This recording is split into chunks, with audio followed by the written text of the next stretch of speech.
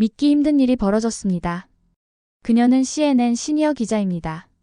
아프간 전쟁부터 워싱턴 정가의 스캔들까지 15년 동안 오직 팩트만 쫓아온 사람입니다.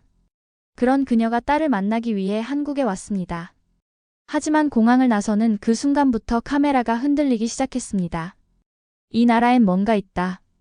기자의 눈으로 보고 기자의 촉으로 느끼고, 그런데 이상하게도 가슴이 먼저 움직였습니다. 냉철한 기자를 감정으로 무너뜨린 사연이 무엇인지 살펴보도록 하겠습니다. 그 전에 구독과 좋아요를 눌러주시면 더 좋은 감동 영상을 보실 수 있습니다. 저는 제이미 헤이든, CNN의 시니어 기자입니다.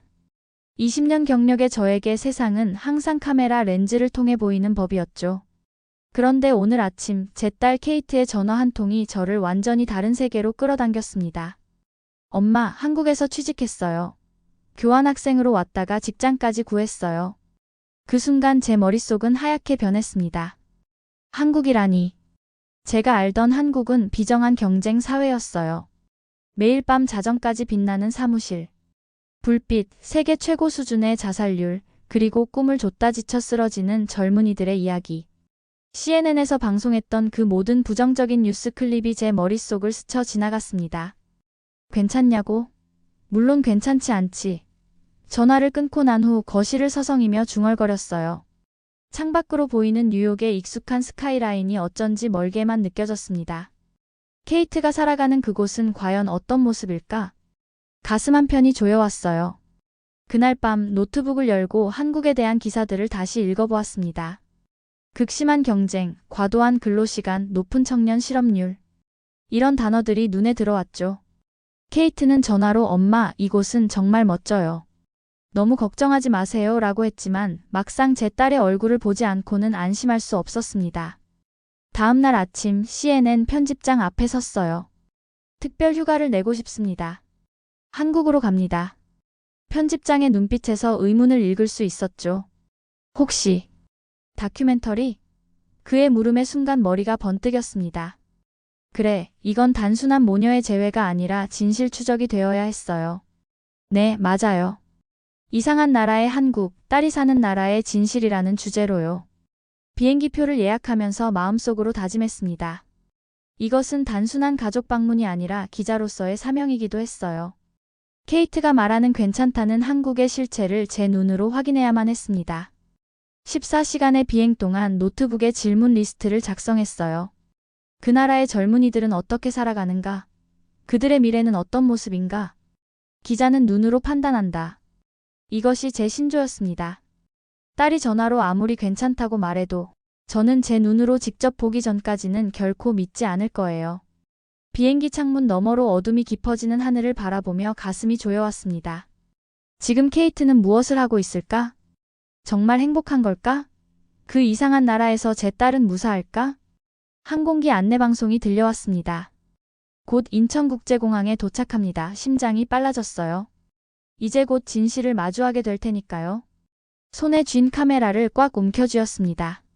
저는 제이미 헤이든, CNN 기자입니다. 그리고 오늘부터 딸이 사는 나라의 진실을 파헤칠 거예요. 인천에서 서울로 향하는 공항철도 안, 창밖으로 펼쳐지는 풍경이 낯설게 다가왔습니다. 서울역에 도착해 택시를 타고 케이트의 집으로 향하는 길, 제 마음은 이상한 긴장감으로 가득 찼어요. 케이트가 보내준 주소는 오피스텔이라는 곳이었습니다. 작은 원룸을 상상하며 불안감이 밀려왔죠. 어머, 이게 다예요? 택시에서 내려 바라본 건물은 생각보다 깔끔했지만 뉴욕의 넓은 아파트에 익숙한 저에게는 너무나 작아 보였습니다. 현관문을 열고 들어서자마자 케이트가 환하게 웃으며 달려왔어요. 엄마, 드디어 왔네요. 케이트의 포옹이 따스했습니다. 그런데 작은 신발장 위에 놓인 슬리퍼가 눈에 들어왔어요. 손님용이에요. 한국에선 집에 들어올 때 신발을 벗거든요. 집 안으로 들어서자 예상과 달리 작지만 아늑한 공간이 펼쳐졌습니다. 바닥에서 올라오는 따뜻함이 발바닥을 통해 전해졌어요. 이게 바로 온돌이라는 거예요, 엄마. 한국의 전통 난방 시스템이죠. 바닥 전체가 따뜻해져요. 거실과 주방, 침실이 하나로 이어진 작은 공간이었지만 놀랍도록 효율적으로 정리되어 있었습니다. 벽에 걸린 액자들, 깔끔하게 정돈된 책장, 그리고 주방 한켠에 자리한 작은 냉장고가 눈에 들어왔어요. 저건 뭐니? 일반 냉장고 옆에 놓인 또 다른 작은 냉장고를 가리켰습니다. 케이트의 얼굴에 자랑스러운 미소가 번졌어요. 김치 냉장고예요. 한국에선 김치를 보관하는 전용 냉장고가 따로 있어요. 실은 몇 달 전에 옆집 할머니가 김치를 담가주셔서 그 말에 제 눈이 커졌습니다. 옆집 사람이 음식을 나눠준다고? 뉴욕에서는 상상할 수 없는 일이었죠. 케이트는 마치 당연한 듯 고개를 끄덕였어요. 여기선 흔한 일이에요. 처음 이사 왔을 때부터 이웃들이 정말 친절했어요. 창문으로 다가가 바깥을 내다보니 작은 골목길이 보였습니다. 저녁 시간인데도 사람들이 여유롭게 걸어다니고 작은 가게들이 불빛을 밝히고 있었어요. 어딘가 정겹고 안전해 보이는 풍경이었습니다. 케이트가 휴대폰을 꺼내더니 무언가를 조작했어요. 그러자 집안의 조명이 부드럽게 변하고 창문 블라인드가 자동으로 내려왔습니다. 스마트홈 시스템이에요. 한국의 기술력은 정말 대단해요, 엄마. 작은 테이블에 앉아 케이트가 준비한 차를 마시며 그동안의 이야기를 나눴습니다. 매일 아침 일찍 출근해 저녁 늦게 퇴근한다는 그녀의 이야기를 들으니 처음 걱정했던 과도한 근무 시간이 떠올랐어요. 하지만 케이트의 눈빛은 지치기는커녕 열정으로 가득 차 있었습니다. 회사는 어때? 정말 괜찮은 거니? 의심스러운 마음에 물었어요. 물론이죠. 힘들 때도 있지만 동료들과의 관계가 정말 좋아요. 지난주에는 팀 회식도 있었는데 케이트가 휴대폰 사진첩을 열어 보여주었습니다. 그녀와 한국인 동료들이 웃으며 찍은 사진들이 이어졌어요. 작은 공간이었지만 케이트를 위한 그리고 케이트가 사랑하는 모든 것들로 가득했습니다. 내가 알던 한국이 맞는 걸까? CNN에서 다루던 그 각박한 사회가 아닌 것 같았어요. 창밖으로 어둠이 내려앉은 서울의 밤거리를 바라보며 생각했습니다. 이 이상한 나라에 대해 더 알아봐야겠다는 결심이 들었어요. 시차 적응이 안 되어 새벽에 잠에서 깼습니다. 디지털 시계는 새벽 2시를 가리키고 있었어요. 케이트는 깊은 잠에 빠져 있었고 저는 답답한 마음에 잠옷 위에 가디건을 걸치고 혼자 산책을 나가기로 했습니다. 카메라와 작은 녹음기 그리고 취재 수첩을 챙겼죠. 기자의 습관이란 게 이런 거니까요. 엘리베이터를 타고 내려가 건물 밖으로 나오니 선선한 밤 공기가 얼굴을 스쳤습니다. 놀랍게도 새벽인데도 거리는 완전히 어둡지 않았어요. 거리 곳곳에 설치된 가로등이 부드러운 불빛을 뿌리고 있었고 24시간 편의점의 불빛도 보였습니다. 천천히 걸으며 주변을 관찰했어요. 뉴욕이었다면 이런 시간에 혼자 돌아다니는 건 상상도 못할 일이었죠. 한 블록을 지나자 작은 공원이 나왔습니다. 그곳에 놓인 벤치에 다가가다가 흠칫 놀랐어요. 누군가의 휴대폰이 벤치 위에 놓여 있었거든요. 이게 도대체. 주변을 둘러봤지만 사람의 그림자는 보이지 않았습니다. 뉴욕이라면 이미 누군가가 가져갔을 텐데 이 휴대폰은 마치 주인이 돌아올 것을 기다리는 듯 했어요. 카메라를 꺼내 이 장면을 담았습니다. 불현듯 기자의 본능이 깨어났어요. 이것은 단순한 풍경이 아니라 이 사회의 본질을 보여주는 한 장면이었습니다. 골목길로 조금 더 들어가자 더 놀라운 광경이 펼쳐졌어요. 자전거 여러 대가 아무런 잠금 장치 없이 건물 앞에 세워져 있었습니다. 어떤 것은 바구니에 물건까지 담겨 있었죠. 또다시 카메라 셔터를 눌렀습니다. 믿을 수 없는 광경이었어요. 조금 더 걷다 보니 앞쪽에서 한 여성이 혼자 걸어오고 있었습니다. 새벽 2시가 넘은 시간 여성 혼자 귀가하는 모습이라니. 제 심장이 빨라졌어요. 그녀가 지나가길 기다렸다가 조심스레 물었습니다. 실례합니다. 혹시 영어 할 수 있나요? 그녀는 멈춰서서 밝은 미소로 대답했어요. 네, 조금 할 수 있어요. 이렇게 늦은 시간에 혼자 다니는 게 무섭지 않나요? 그녀는 잠시 생각하더니 대답했습니다. 아니요, 괜찮아요. 여기는 안전해요. 그러곤 인사를 하고 자신의 길을 계속 갔어요. 어안이 벙벙했습니다. 제가 알던 세계와는 너무나 다른 곳이었어요. 다시 카메라를 들어 올려 그녀의 뒷모습을 담았습니다. 그리고 중얼거렸죠. 이건 미국에선 못 나갈 영상이야. 새벽녘의 고요한 거리를 계속 걸었습니다. 작은 골목마다 CCTV는 보이지 않았지만 어딘가 따뜻한 신뢰가 공기 속에 묻어있는 것 같았어요. 24시간 편의점 앞에 도착했을 때 안에서 일하는 직원과 눈이 마주쳤습니다. 그는 경계하는 대신 친절하게 고개를 끄덕였어요. 호텔로 돌아가는 길 가장 조용한 장면들이 가장 큰 뉴스를 말해주고 있다는 생각이 들었습니다. 이 나라의 진짜 모습은 화려한 빌딩이나 북적이는 거리가 아니라 새벽 2시의 고요한 실내 속에 있었어요. 취재 수첩을 꺼내 서둘러 적었습니다. 한국 2시간의 산책. 그 어떤 인터뷰보다 강렬한 증언을 보았다. 사람들이 서로를 믿는 사회. 이런 곳이 21세기에 존재한다니. 케이트의 집으로 돌아오는 길, 창문으로 보이는 서울의 야경이 마치 별처럼 빛나고 있었습니다. 내가 정말 알지 못했던 세계가 있었구나. 케이트가 이곳을 사랑하는 이유를 조금은 이해할 수 있을 것 같았어요. 아침 일찍 케이트는 회사로 출근했고 저는 서울 곳곳을 돌아다니며 취재를 이어갔습니다. 강남의 번화가를 지나다 문득 허리에 찌릿한 통증이 느껴졌어요. 오랜 비행과 낯선 침대 때문인지 허리가 아파왔습니다. 평소 같았으면 진통제를 먹고 넘어갔겠지만 통증이 심해지자 케이트에게 전화를 걸었죠. 병원에 가봐야 할 것 같아. 케이트의 목소리가 들려왔습니다. 걱정 마세요. 제가 다니는 대학병원으로 갈게요. 금방 갈 테니 거기서 기다려요. 30분 후 케이트와 함께 병원 로비에 들어섰습니다. 처음 보는 한국 병원은 마치 호텔 로비처럼 깔끔하고 현대적이었어요. 접수대에서 케이트가 한국어로 무언가를 설명했고 곧 접수가 완료되었습니다. 보험 서류는요? 미국에서라면 산더미 같은 서류를 작성해야 했을 텐데 말이죠. 여기선 건강보험증만 있으면 돼요. 외국인인 엄마는 제 가족으로 등록해서 진료받을 수 있어요. 케이트의 말에 의아했지만 곧 제 이름이 호명되어 진료실로 들어갔습니다. 의사는 유창한 영어로 저를 맞이했어요. 제 증상을 듣고는 진찰한 후 바로 MRI 검사를 권했습니다. 미국에서라면 MRI 예약을 위해 몇 주를 기다려야 했기에 물었죠. 언제 예약할 수 있나요? 다음 주? 의사는 미소를 지으며 말했습니다. 지금 바로요. 검사실이 준비되어 있어요. 얼떨결에 검사실로 이동했고 30분 후 MRI 촬영이 완료되었습니다. 다시 의사를 만나기까지 기다린 시간은 고작 20분. 의사는 바로 결과를 보여주며 설명해 주었어요. 디스크 초기 증상이군요. 다행히 심각하지 않습니다. 물리치료와 약물치료로 충분히 좋아질 거예요. 그 자리에서 처방전이 나왔고 옆 물리치료실에서 바로 치료를 받았습니다.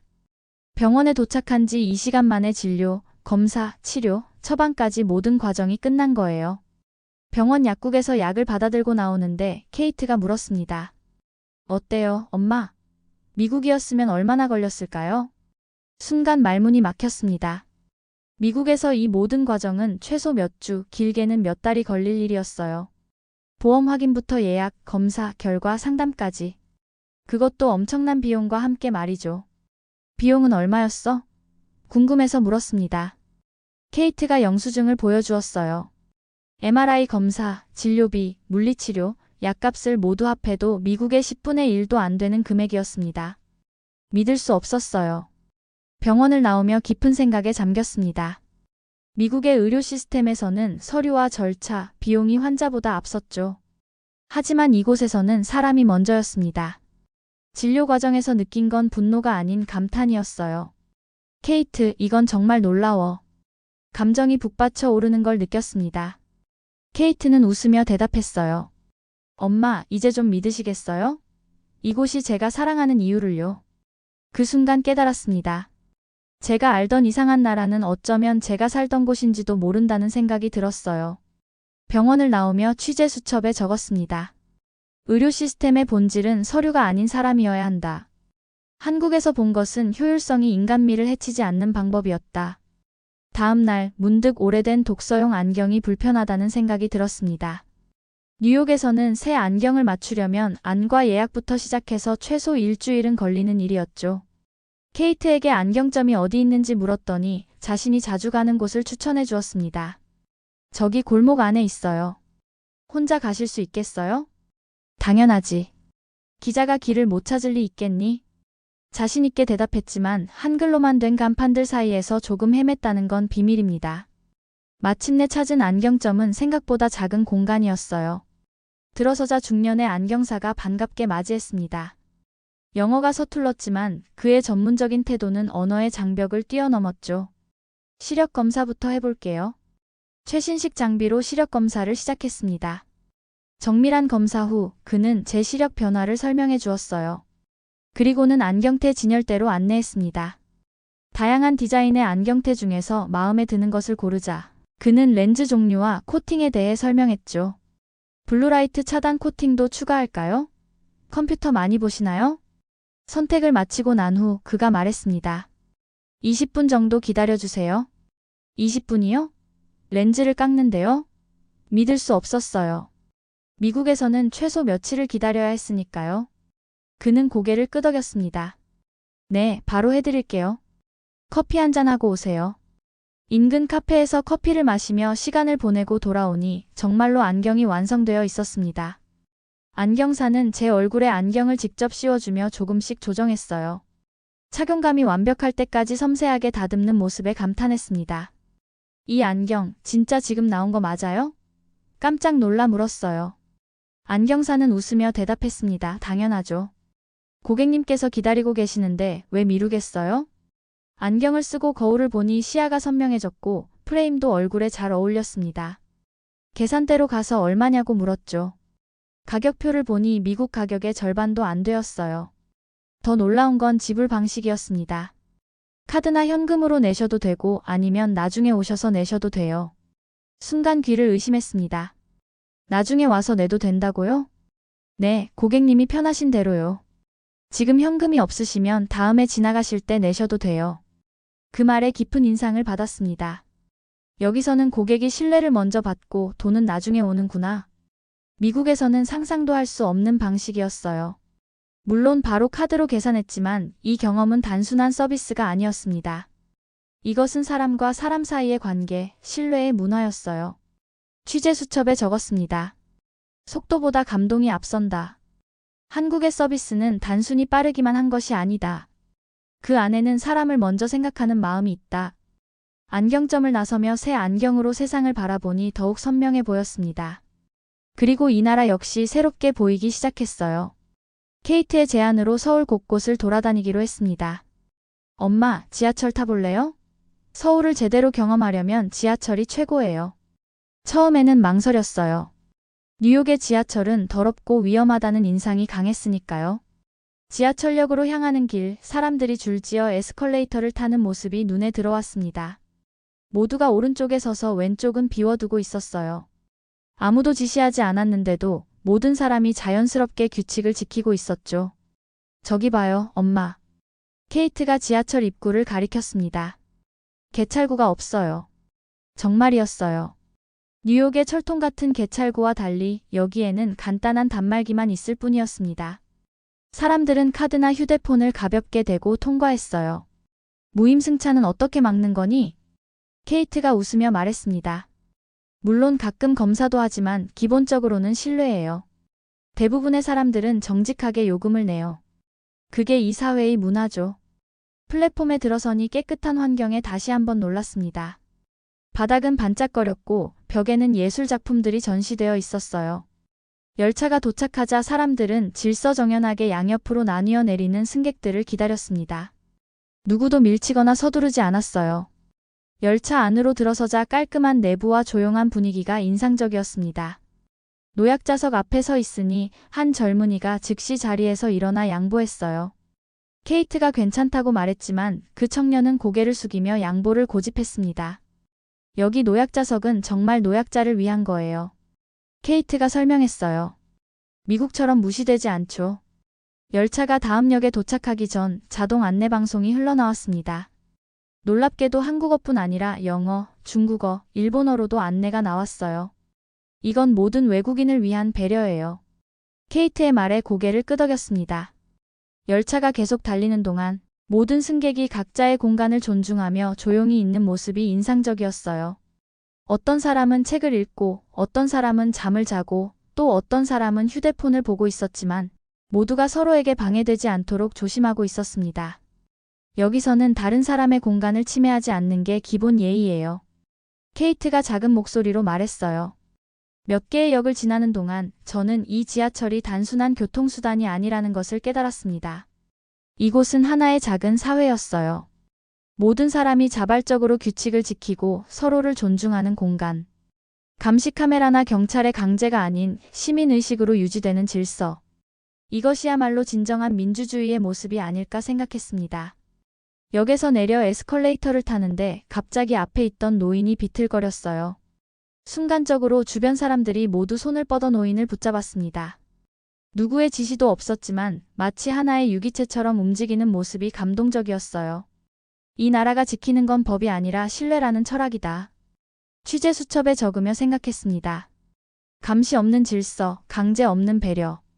이건 단순한 시스템의 문제가 아니라 사람들의 품격이었어요.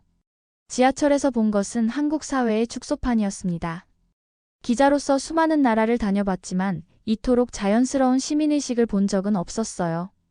케이트의 얼굴을 바라보니 그녀가 왜 이 나라를 선택했는지 조금씩 이해가 되기 시작했습니다. 케이트의 회사 일정으로 그녀는 밤늦게 돌아온다고 했습니다. 혼자 저녁을 해결해야 했지만 낯선 식당은 조금 부담스러웠어요. 근처 골목을 걷다 24시간 편의점이 눈에 들어왔습니다. 케이트가 이곳 편의점은 단순한 상점이 아니라고 했던 말이 떠올랐어요. 편의점에 들어서자 반짝이는 조명 아래 깔끔하게 정리된 상품들이 눈에 들어왔습니다. 미국의 편의점과는 차원이 달랐어요. 신선한 도시락, 삼각김밥, 그리고 다양한 즉석식품들이 진열되어 있었습니다. 점원이 반갑게 인사했어요. 어서 오세요. 영어를 모르는 것 같았지만 그의 미소는 언어의 장벽을 뛰어넘었습니다. 라면 코너 앞에서 망설이고 있으니 그가 다가와 몇 가지 라면을 추천해 주었어요. 손짓과 표정으로 소통하며 결국 빨간 봉지의 라면을 골랐습니다. 쿡? 헬프? 그가 서툰 영어로 물었어요. 고개를 끄덕이자 그는 라면을 들고 매장 한쪽에 있는 작은 조리대로 안내했습니다. 직접 라면을 끓여주는 서비스라니 놀라웠어요. 라면이 준비되는 동안 저는 매장 안을 둘러보았습니다. 한쪽에는 작은 테이블과 의자가 놓여 있었고 몇몇 손님들이 앉아 식사를 하고 있었어요. 조금 있으니 라면이 준비되었고 테이블에 앉아 맛을 보았습니다. 매콤한 국물이 피로를 씻어주는 것 같았어요. 문득 창밖을 보니 비가 내리기 시작했습니다. 차가운 빗소리와 따뜻한 라면의 대비가 묘하게 위로가 되었어요. 옆 테이블에 앉은 학생으로 보이는 젊은이들이 웃으며 이야기를 나누고 있었습니다. 그들의 웃음소리에 문득 케이트가 그리워졌어요. 딸과 함께 이렇게 라면을 먹으면 얼마나 좋을까 하는 생각이 들었죠. 마침 휴대폰이 울렸습니다. 케이트였어요. 엄마, 어디에요? 집에 왔는데 안 계시네요. 편의점에 있어. 라면 먹고 있는데 꽤 맛있더라. 거기서 기다려요. 금방 갈게요. 20분 후 케이트가 비에 젖은 채 편의점에 들어왔습니다. 그녀도 라면 한 그릇을 사고 제 앞에 앉았어요. 엄마, 어때요? 한국 생활은? 그 질문에 잠시 생각에 잠겼습니다. 며칠 동안 보고 경험한 것들이 머릿속을 스쳐 지나갔어요. 처음 왔을 때의 불안과 편견은 어디로 갔는지 모르겠다는 생각이 들었습니다. 솔직히 놀랐어. 생각보다 훨씬 더 따뜻한 나라더라. 솔직한 마음을 털어놓았어요. 케이트의 얼굴에 미소가 번졌습니다. 그렇죠? 겉으로는 딱딱해 보여도 속은 정말 따뜻해요. 저도 처음엔 적응하기 어려웠지만 지금은 정말 좋아요. 라면을 먹으며 케이트와 오랜만에 진솔한 대화를 나눴습니다. 그녀의 회사 생활, 친구들, 미래 계획. 뉴욕에 있을 때는 나누지 못했던 깊은 이야기를 나눴어요. 엄마, 사실 처음에는 힘들었어요. 언어도 다르고 문화도 달랐으니까요. 하지만 주변 사람들이 많이 도와줬어요. 이웃, 회사 동료, 심지어 길에서 만난 낯선 사람들까지. 케이트의 눈에 살짝 눈물이 맺혔습니다. 처음으로 제 삶을 온전히 제가 책임지고 있다는 느낌이 들어요. 그게 때로는 무섭지만 또 한편으로는 너무 자유롭고 행복해요. 그 말에 제 마음도 뭉클해졌습니다. 딸이 이렇게 성장해 있었다니. 갑자기 눈물이 나올 것 같았어요. 엄마, 나 여기서 괜찮아요. 정말로요. 케이트의 말에 더 이상 의심이 들지 않았습니다. 그녀의 눈빛에서 확신과 행복을 볼 수 있었으니까요. 밖에는 비가 내리고 편의점 창문에 빗방울이 흘러내렸습니다. 하지만 이 작은 공간 안에는 따뜻함이 가득했어요. 라면 국물을 마시며 생각했습니다. 라면 국물이 아니라 이 나라의 따뜻함이 내 마음을 데웠구나. 취재 수첩을 꺼내 한 줄 적었습니다. 한국에서 가장 깊은 인상을 준 것은 화려한 빌딩이나 첨단 기술이 아니라 사람과 사람 사이의 따뜻한 연결이었다. 편의점을 나서는 길, 비가 그치고 달이 구름 사이로 모습을 드러냈습니다. 케이트와 나란히 걸으며 생각했어요. 이제 이 나라가 이상한 나라가 아니라 내 딸이 행복하게 살고 있는 따뜻한 나라로 보이기 시작했습니다. 한국에서의 마지막 날, 케이트의 회사 근처 카페에서 만났습니다. 일주일 동안 한국에서 본 것, 느낀 것들이 저를 완전히 바꿔놓았어요. 카메라에 담긴 수백 장의 사진, 취재 수첩에 빼곡히 적힌 메모들, 그리고 무엇보다 제 마음속에 새겨진 인상들이 있었습니다. 엄마, 오늘 저녁에 동료들이 송별회를 해주겠대요. 괜찮으시죠? 케이트가 물었어요. 물론이지. 내 친구들도 만나보고 싶었어. 잠시 후 케이트의 동료들이 하나둘 모여들었습니다. 그들은 서툰 영어로 저와 대화를 나누려 노력했고, 저는 구글 번역기를 이용해 한국어로 감사 인사를 건넸어요. 어색한 첫 만남이었지만 곧 웃음소리가 카페를 채웠습니다. 케이트의 상사로 보이는 중년 여성이 다가와 말했습니다. 케이트는 우리 팀의 소중한 일원이에요. 제이미 씨가 걱정하지 않으셔도 됩니다. 우린 가족 같으니까요. 그 말이 진심으로 느껴졌습니다. 이들은 단순한 직장 동료가 아니라 정말 케이트의 또 다른 가족이었어요. 뉴욕으로 돌아가는 비행기 시간이 다가오자 케이트와 함께 공항으로 향했습니다. 공항으로 가는 길, 창밖으로 서울의 풍경이 스쳐 지나갔어요. 고층 빌딩과 한옥이 공존하는 모습, 분주하게 오가는 사람들, 그리고 곳곳에 녹아있는 전통과 현대의 조화. 처음 왔을 때는 낯설고 이해할 수 없었던 이 모든 것들이 이제는 친숙하게 느껴졌습니다. 공항에 도착해 체크인을 마치고 마지막으로 케이트와 마주 섰습니다. 그녀의 얼굴에는 자신감과 성숙함이 깃들어 있었어요. 더 이상 제가 보호해야 할 어린 딸이 아니라 자신의 길을 당당하게 걸어가는 한 사람으로 서 있었습니다. 엄마, 이제 걱정 안 하셔도 돼요. 케이트가 말했어요. 알아, 이제 정말 알아. 케이트를 꼭 안아주었습니다. 포옹하는 순간 갑자기 모든 감정이 북받쳐 올랐어요. 고마워, 케이트. 케이트가 의아한 표정을 지었습니다. 왜요? 네가 이 나라로 와서 나에게 새로운 시각을 가르쳐줘서. 내가 얼마나 많은 편견을 갖고 있었는지 몰랐어. 케이트의 눈에도 눈물이 맺혔어요. 엄마, CNN에 어떤 기사를 쓰실 거예요? 순간 깊은 생각에 잠겼습니다. 처음 한국에 왔을 때 계획했던 기사는 이상한 나라의 진실 파헤치기였어요. 하지만 이제 그런 기사는 쓸 수 없었습니다. 이곳에서 본 것은 부정적인 뉴스거리가 아니라 사람과 사람 사이의 따뜻한 연결, 공동체의 힘, 그리고 서로를 향한 신뢰였으니까요. 다큐멘터리 제안서를 다시 쓸 거야. 제목은 더 워머스트 네이션 마이너스 한국의 진심을 보다로. 케이트의 얼굴에 미소가 번졌습니다. 마지막 포옹을 나누고 보안 검색대를 향해 걸어갔어요. 뒤돌아보니 케이트가 여전히 그 자리에 서서 손을 흔들고 있었습니다. 비행기 안에 자리를 잡고 창밖으로 점점 멀어지는 한국의 풍경을 바라보았어요. 가방에서 취재 수첩을 꺼내 마지막 페이지를 펼쳤습니다. 그리고 적었죠. 이제 나는 기자가 아니라 엄마다. 내 딸이 선택한 이 나라를 이해하고 존중하게 되었다. 한국은 내 딸을 지켜주었다. 그러니까 나도 지켜주고 싶다. 이 따뜻한 나라의 진실을. 비행기가 이륙하며 서울의 불빛이 별처럼 빛나다가 점점 작아졌습니다. 하지만 그 따뜻함은 제 마음속에 그대로 남아 있었어요. CNN으로 돌아가 어떤 이야기를 들려줄지, 어떻게 이 경험을 나눌지 생각하며 미소 지었습니다. 뉴욕으로 돌아가는 길, 제 심장 한편에는 이제 한국이라는 새로운 공간이 생겼습니다. 더 이상 이상한 나라가 아니라 내 딸이 사랑하는, 그리고 이제 나도 조금 사랑하게 된 따뜻한 나라로요.